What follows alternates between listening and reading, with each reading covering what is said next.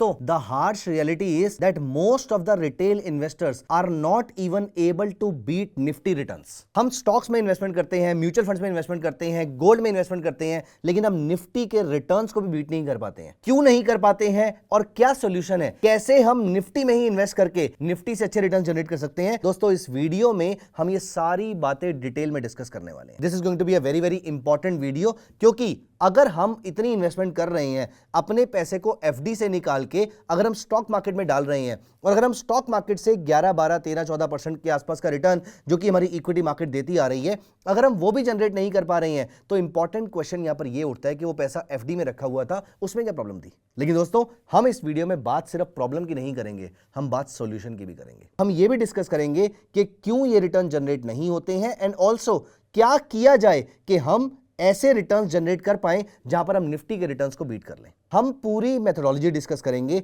Step by step problem की बात करेंगे और फिर स्टेप बाय स्टेप सॉल्यूशन की बात करेंगे। दोस्तों welcome back to investing with Dhan. इस चैनल पे हम आपकी जितनी भी क्वेरीज होती हैं, जितनी भी प्रॉब्लम्स होती हैं इन्वेस्टमेंट के अराउंड, वो सब सॉल्व करने की कोशिश करते हैं और ये वीडियो भी यही काम करने वाला है। इस वीडियो को एंड तक जरूर देखिएगा। This is going to be a important video for you. Why? Because after this video, you will understand why we are not able to beat Nifty and what can we do to beat Nifty returns in our portfolio. दोस्तों इस channel को अभी कभी subscribe कर लीजिए, video को like कर दीजिए और धन ऐप डाउनलोड कर लीजिए। धन ऐप पे आपके पास मल्टीपल प्रोडक्ट्स हैं इन्वेस्टमेंट करने के लिए, वो चाहे ETF हो, स्टॉक्स हो, रीट्स हो, इनविट्स हो, बहुत सारे प्रोडक्ट्स हैं, वो सारे आप एक ही ऐप के थ्रू ट्रेड कर सकते हैं, इन्वेस्ट कर सकते हैं। आइए अब हम यहाँ पर डिस्कशन की स्टार्टिंग करते हैं कुछ डेटा के साथ। दोस्तों निफ्टी के ऑन एन एवरेज रिटर्न्स एक साल के अप्रॉक्सीमेटली 10 से 11% के आसपास के रहते हैं। 3 साल का CAGR देखें तो अप्रॉक्सीमेटली 13% के आसपास का है। 5 साल का CAGR 13.5% का है और 10 साल का CAGR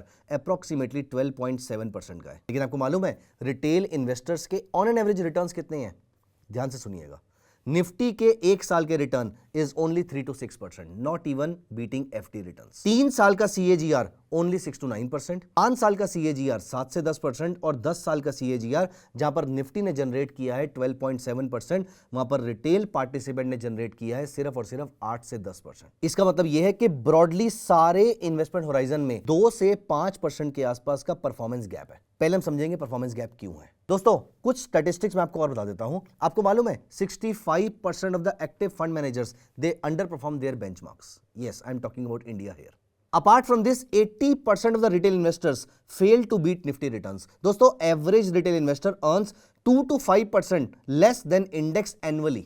एंड दोस्तों इसकी सबसे बड़ी प्रॉब्लम जो है वो है हमारी बिहेवियरल मिस्टेक्स। हमारे बिहेवियरल मिस्टेक्स की वजह से अगर हम 12% रिटर्न इंडेक्स में कमा भी लेते हैं, 3 से 7% हम बिहेवियरली लूज कर देते हैं या अपने इमोशंस के चंगुल में आके इस पैसे को जाने देते हैं। दोस्तों क्या है ऐसे 3 कारण जिसकी वजह से एक आम इन्वेस्टर, एक रिटेल निवेशक निफ्टी के रिटर्न्स को बीट भी नहीं कर पाता है? दोस्तों सबसे बड़ी प्रॉब्लम इमोशनल डिसीजन मेकिंग। हम में से ज्यादातर लोगों को निफ्टी का ख्याल या स्टॉक्स का ख्याल तब आता है जब स्टॉक्स ऑल टाइम हाई पे खड़े होते हैं। हम लोगों ने डिफेंस सेक्टर में तब इन्वेस्ट करना शुरू किया जब सभी लोग डिफेंस का पार्ट बन चुके थे। आज की डेट में हम शुगर का ध्यान तब करेंगे जब शुगर स्टॉक्स भाग चुके होंगे। बजट के स्टॉक्स हमारे माइंड में तब आएंगे जब बजट बिल्कुल आने वाला होगा और सारे फर्टिलाइजर, सारे रेलवे स्टॉक्स भाग चुके होंगे। दोस्तों ये होती है फोमो बाइंग। हम में से ज्यादातर लोग स्टॉक्स बाय करते हैं नॉट बिकॉज के में फंडामेंटली साउंड लग रहे हैं, नॉट बिकॉज के वो स्टॉक अंडरवैल्यूड है, बट बिकॉज दुनिया में सबने बाय कर लिया, सिर्फ हम ना रह जाएं,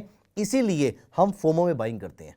on the top of that सबसे बुरा हम क्या करते हैं, पैनिक में आके सेल भी कर देते हैं। चलो हमने गलत बाइंग कर भी ली थी, लेकिन अगर वो कंपनी अच्छी है तो हमें उसको होल्ड करना चाहिए। लेकिन जैसे ही उसका स्टॉक प्राइस अपने हाई से 15% नीचे आएगा, जबकि हमारा टारगेट 100% का था, 200% का था, 500% का हो सकता था, लेकिन जैसे ही स्टॉक 15% नीचे आता है हमें लगता है कि अब तो निकलने का टाइम हो चुका है इसके अंदर से, क्योंकि बाकी पूरी दुनिया इसके बारे में नेगेटिव बोल रही है। दोस्तों दुनिया में स्टॉक मार्केट में एक्साइटमेंट से पैसा कभी नहीं बनता है। एक्साइटमेंट मतलब चाहे वो बेचने की एक्साइटमेंट हो, चाहे वो खरीदने की एक्साइटमेंट हो, पैसा एक्साइटमेंट से नहीं बनता है, पैसा बोरिंग चीजों से बनता है।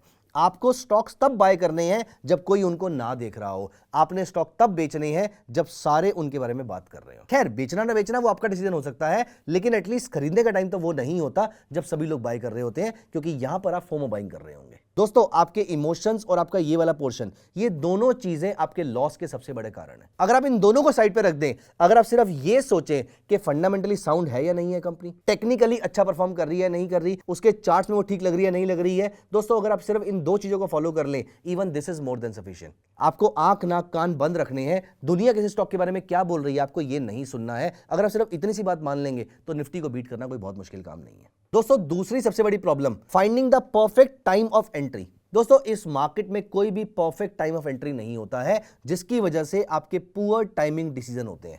आपको मालूम है, अगर आपने पिछली बुल मार्केट के या फिर पिछले 10 साल के अंदर सिर्फ 10 एंट्री पॉइंट्स मिस कर दिए थे, तो your returns would be lower by more than 50%।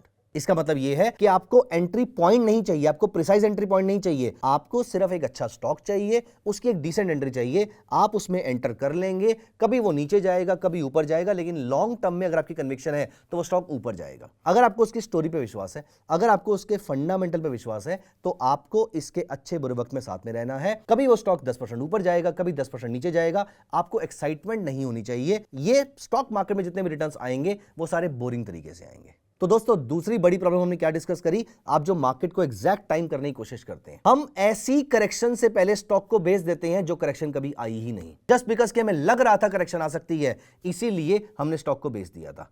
Just missing 10 best days in the market, you are down by more than 50% returns. दोस्तों तीसरी और सबसे बड़ी प्रॉब्लम क्या है, हम एक ही स्टॉक पे सब दाव लगा देते हैं। अगर हमें आज लग रहा है कि डिफेंस बढ़ेगा तो हम सारा पैसा उठा के डिफेंस में लगा देंगे। अगर हमें आज लग रहा है कि कैपिटल मार्केट के स्टॉक्स बढ़ेंगे तो हम सारा पैसा कैपिटल मार्केट में लगा देंगे। दोस्तों lack of diversification is one of the biggest reasons why retail investors are not making money. देखिए दो प्रॉब्लम है, या तो यू आर लैकिंग डाइवर्सिफिकेशन या we are so much over diversified कि हमारे रिटर्न्स एग्जैक्टली निफ्टी को ही मिमिक कर देंगे फिर उसके बाद, और फिर पैनिक सेलिंग जब करेंगे उसकी वजह से वो रिटर्न निफ्टी से एनीवेज कम हो जाएंगे। तो जहां पर हम मार्केट को बीट करने की कोशिश कर रहे थे वहां पर हम मार्केट से लैग कर जाएंगे। Let me give you some data here. दोस्तों ज्यादातर रिटेल पोर्टफोलियोज में सिर्फ और सिर्फ 5 से 10 स्टॉक्स होते हैं, जबकि ऑप्टिमल पोर्टफोलियो 15 से 20 स्टॉक्स के आसपास रिकमेंड करता है। ज्यादातर रिटेल पोर्टफोलियो का पूरा पोर्टफोलियो अप्रॉक्सीमेटली 2 से 3 सेक्टर्स में डाइवर्सिफाइड होता है, इसे डाइवर्सिफिकेशन बोलते हैं उनकी लैंग्वेज में, जबकि 5 से 8 या 10 सेक्टर्स तक भी आप डाइवर्सिफाई कर सकते हैं। हम में से ज्यादातर लोग सिर्फ और सिर्फ डोमेस्टिक इन्वेस्टमेंट की तरफ देखते हैं, जबकि late me show you something interesting here. मैं यहां पर धन वेब पे चलता हूं और मैं यहां पर ETF वाले सेक्शन में जाता हूं। दोस्तों यहां पर देखिए तो आज आपके सामने ग्लोबल ETF बहुत सारे हैं। अगर आप हांगकांग में चाहे तो इन्वेस्टमेंट कर सकते हैं, नैस्डैक में चाहे तो कर सकते हैं, NYSE फैंग में कर सकते हैं, and there are so many mutual funds also. Let me show you some mutual funds also. यहां पर अगर आप देखें तो आपको धन म्यूचुअल फंड वाले सेक्शन में इंटरनेशनल फंड्स कितने सारे मिल जाते हैं। यहां पर there are certain international funds जो ताइवान में भी इन्वेस्टमेंट कर रहे हैं, चाइना में कर रहे हैं, हांगकांग में कर रहे हैं, जापान में कर रहे हैं, यूके में, US में, सारी बड़ी कंट्रीज में कर रहे हैं। यहां पर देखिए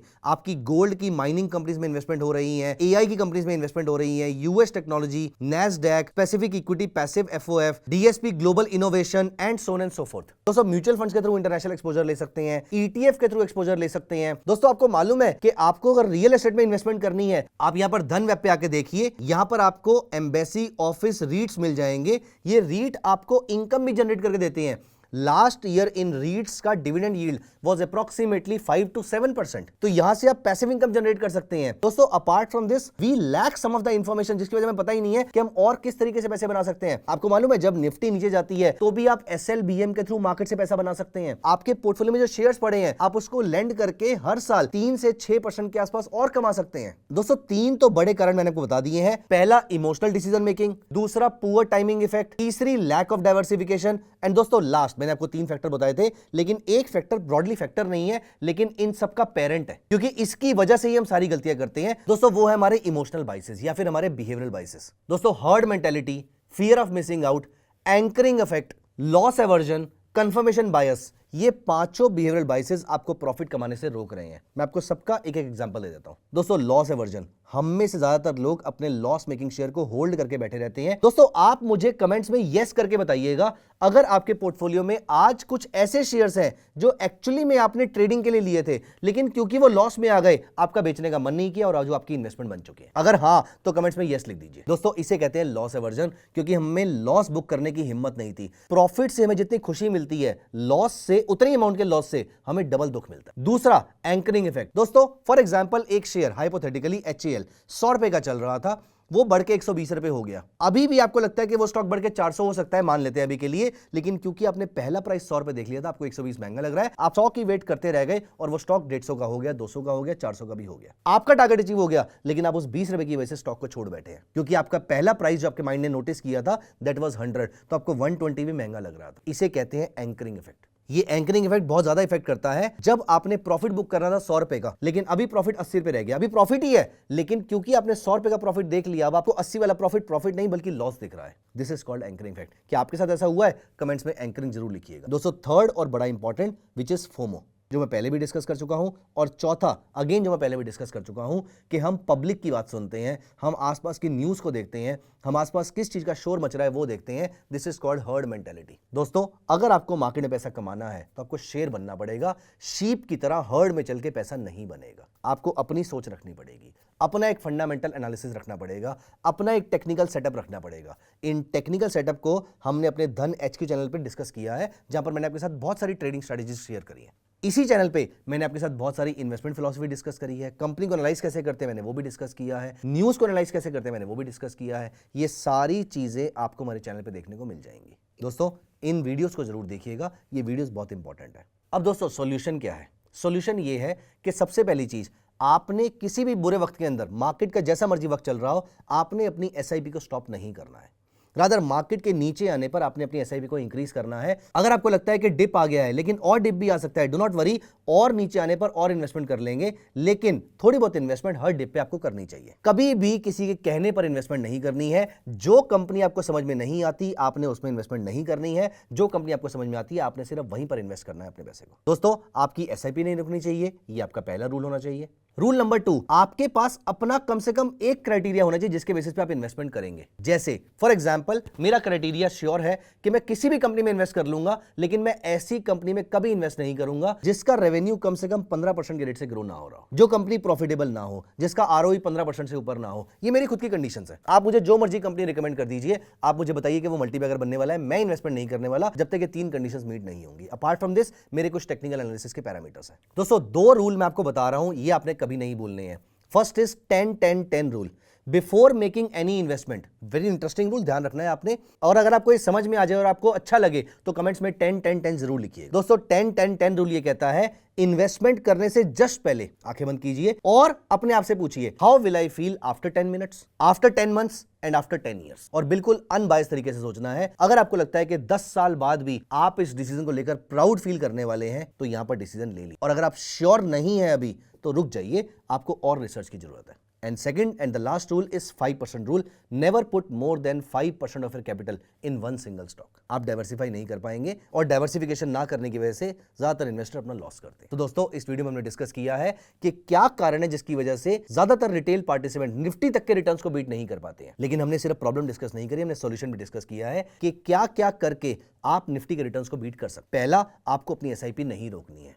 दूसरा, मार्केट नीचे आने पर SIP और बढ़ा देनी है। फॉर एग्जांपल, मेरा सिंपल सा रूल है, निफ्टी जब अपने हाई लेवल से 10% नीचे आती है, मैं अपनी SIP को 10% बढ़ा देता हूं। निफ्टी अपने हाई से 20% नीचे आती है, मैं अपनी SIP को 20% बढ़ा देता हूं। और अगर मुझे लमसम इन्वेस्टमेंट करनी है, तो निफ्टी के 20% नीचे आने पर मैं अपनी पहली इन्वेस्टमेंट स्टार्ट करता हूं, 25% पे और एग्रेसिव करता हूं, 30% पे और एग्रेसिव करता हूं, और उसके बाद फिर मैं वेट करता हूं रिवर्सल की। जब रिवर्सल आना शुरू हो जाता है, तो वहां पर मैं अपनी हैवी इन्वेस्टमेंट करता हूं। ये मेरे रूल्स हैं, ऐसे ही आपके भी कुछ रूल्स हो सकते हैं। 10-10-10 रूल आपको याद रखना है, और 5% रूल आपको जरूर याद रखना है। दोस्तों, कैसी लगी आपको वीडियो? अगर आपको वीडियो पसंद आई है और आप इस पूरी स्ट्रेटजी को एग्जीक्यूट करने के लिए एक्साइटेड है, तो कमेंट्स में एक्साइटेड लिख दीजिए। मिलते हैं अगली वीडियो में। Bye bye, take care of yourself. Investments in the securities market are subject to market risk. Read all the related documents carefully before investing.